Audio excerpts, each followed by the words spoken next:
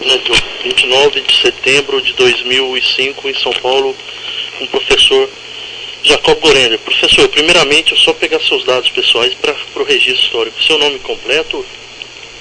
Seu nome completo? É Jacob Gorender, não tem mais. Sim, data de nascimento?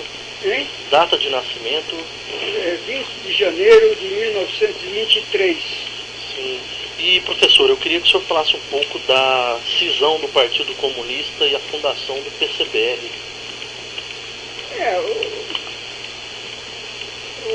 Depois do golpe de 64, o Partido Comunista Brasileiro, PCB, como chamava naquela época, aliás, Partido Comunista do Brasil, naquela época assim se chamava, PCB, liderado por Luiz Carlos Prestes, ficou numa situação, obviamente, muito difícil. Uma grande dispersão e daí já foram germinando dissidências que iriam se concretizar nos anos seguintes. Não foi imediato, mas eu continuei no PCB, era membro do Comitê Central e me recordo que estive presente na primeira reunião do Comitê Central realizada depois do golpe, foi em maio de 65. Depois houve outras reuniões às quais eu compareci, até ser excluído do PCB, fui excluído no Congresso de 1967. Aí eu, Marighella, Câmara Ferreira, Mário Alves, e mais Apolônio de Carvalho, né, fomos excluídos do PCB. E a ideia de fundar o PCBR, assim, como que surgiu? A ideia do PCBR surgiu posteriormente. Dos dissidentes do PCB se formaram várias outras organizações. Infelizmente não houve unidade. Se saísse uma só organização, teria mais força, seria mais numerosa. Mas saíram várias. E havia outras organizações fora do PCB que também atraíram militantes. A FOLOP, um dos gravíssimos defeitos da esquerda depois do golpe, e daqueles que divergiam do PCB, foi exatamente a fragmentação. Quer dizer, eu fiz um glossário no meu livro Combate nas Trevas, onde se enumera, eu acho, umas 20 organizações. E isso é claro que enfraqueceu tremendamente a esquerda mais ativa, mais revolucionária do período posterior ao golpe. Como surgiu o PCBR, aí eu não posso dizer exatamente como esse processo progrediu, né? Quem é que teve a ideia, né? O fato é que depois do golpe houve uma reunião, você parece que aludiu a isso, né? Sim, em Niterói, a reunião de Niterói em outubro de 67. Outubro de 67. Pois é. Antes do sexto congresso, que foi em dezembro, né? Aí já éramos dissidentes, é claro. Foi uma reunião de dissidentes. Sim. Eu não posso enumerar quantas pessoas estavam presentes, talvez umas 60 ou 70. Sim. E foi realizado em Niterói. Durou um dia. Todos nós éramos dissidentes que estávamos na reunião. Mas Marighella não foi, nem mandou representante. Quer dizer, ele já tinha uma linha própria e não queria se misturar com ninguém, né? Ele já tinha ideias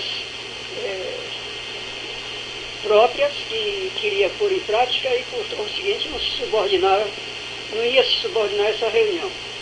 Eu não me lembro bem quem é que teve a ideia dessa reunião e também o que resultou dela. eu não me lembro de se houve alguma resolução, parece que não houve. Você falou do Elcio Pereira Fortes, sim, não foi? De Ouro Preto, Minas Gerais. Ele, hein? Ela era de Ouro Preto, Minas Gerais. De Ouro Preto, exatamente. Eu me lembro bem dele, eu me lembro. Não me lembro de outros. Ele ficava até no fundo da sala, interveio várias vezes. Era um rapaz muito jovem, muito mesmo. As intervenções dele eram no sentido de impulsionar a combatividade. Depois nós nos dissolvemos, os presentes eram de vários estados, e o Elcio ficou, digamos assim, registrado definitivamente, porque foi uma das vítimas da ditadura. Eu não sei se ele morreu em confronto com a ditadura ou porque foi preso e torturado. Isso eu não tenho lembrança. Mas o fato é que ele acabou faz parte de uma das vítimas de um dos assassinatos da ditadura. Assim, então, essa reunião de Niterói ficou nisso.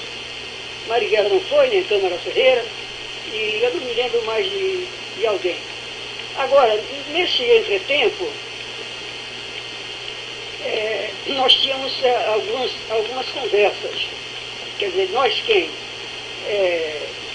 Era o Mário Alves, eu, o Apolônio Carvalho e mais alguns companheiros, né? E eu estava em São Paulo, naquela ocasião eu estava fixado em São Paulo. O Mário Alves no Rio. E nós então chegamos à conclusão seguinte, que nós já estávamos fora do PCB, mas também não queríamos acompanhar o Marighella. Achávamos que o Marighella não queria saber de partido.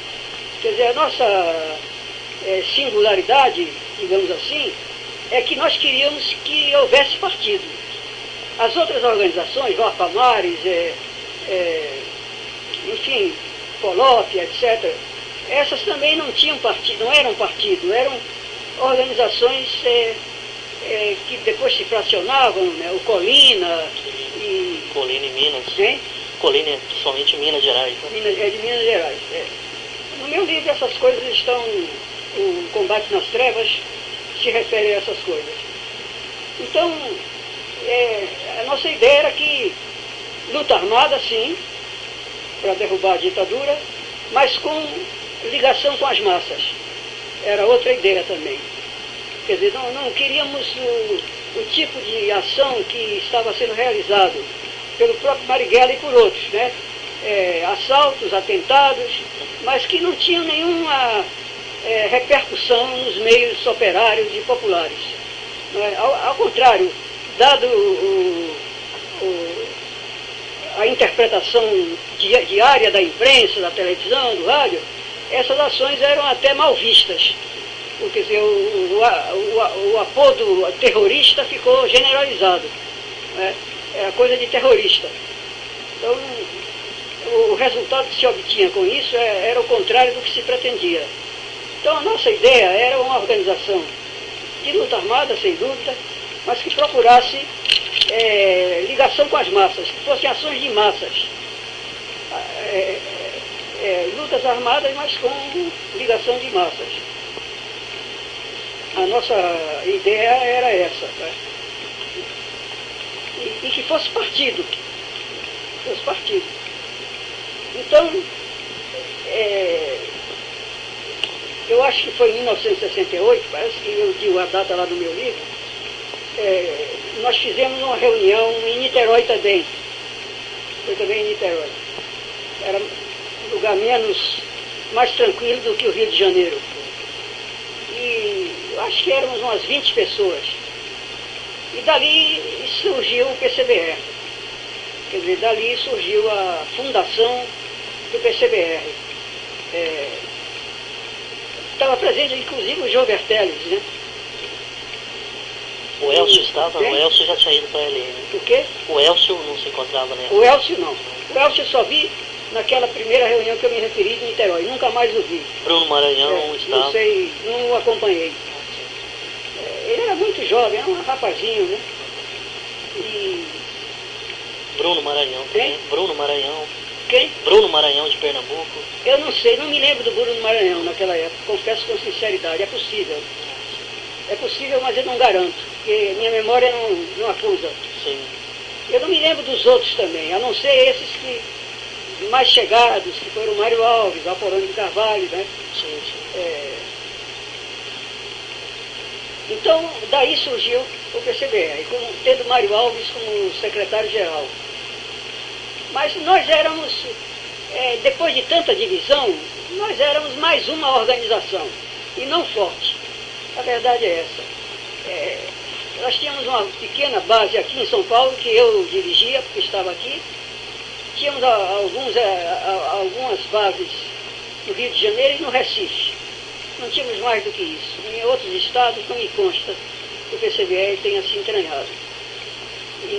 Então, a ideia era essa, mas o que aconteceu? Cedo o PCBR entrou na mesma linha das outras organizações. Começaram os assaltos feitos pelo PCBR. Não em São Paulo, porque eu não admitia.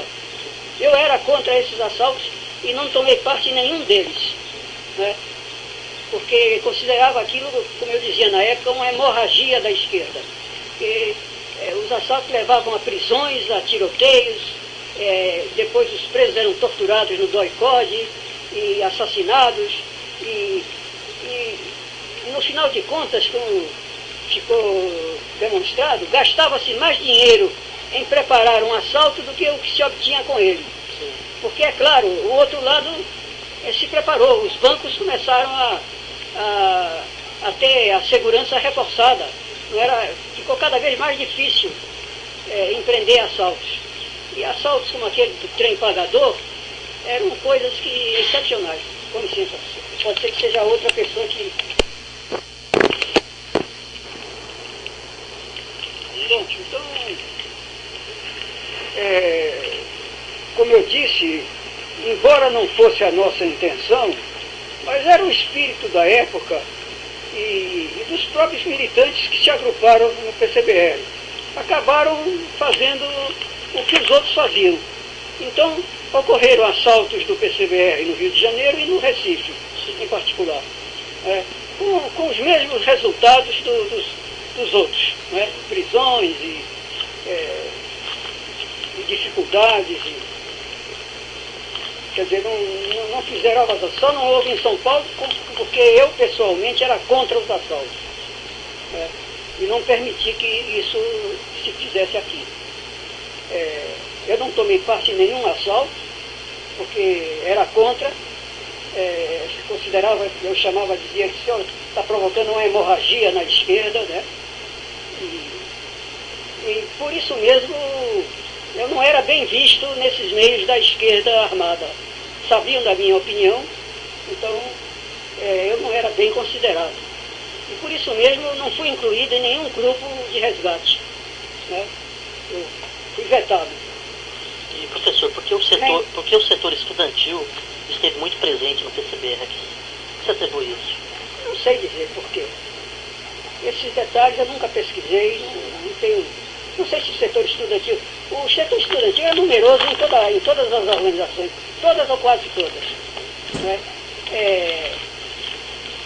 A verdade é que alguma pesquisa foi feita sobre isso por outros pesquisadores. A grande massa dos militantes daquela época da luta armada era classe média, não eram operários. Era classe média, estudantes aí, por isso mesmo, grande número de estudantes, são jovens, estão adquirindo cultura, e isso então explica a presença excepcional deles.